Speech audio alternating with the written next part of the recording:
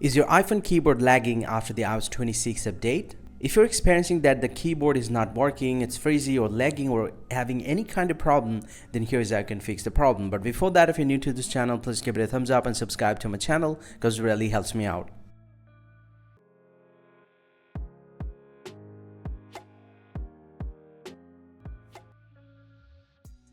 Well, so the keyboard lagging problem commonly happens for the software glitch. Now to fix this, you just need to press and release the volume up, press and release the volume down, and press and hold the power button until you see the Apple logo appears.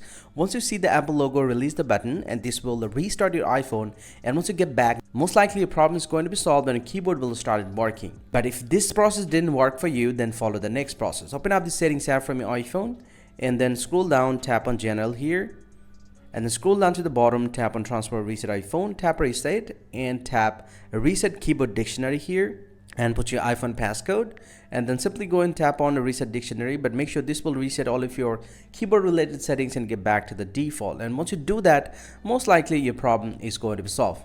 Hope you find this pretty helpful, guys. If you do, please drop a like and subscribe to the channel. Or if you have any question, please let me know in the comment section below. I'll see you guys around, and thank you very much for watching.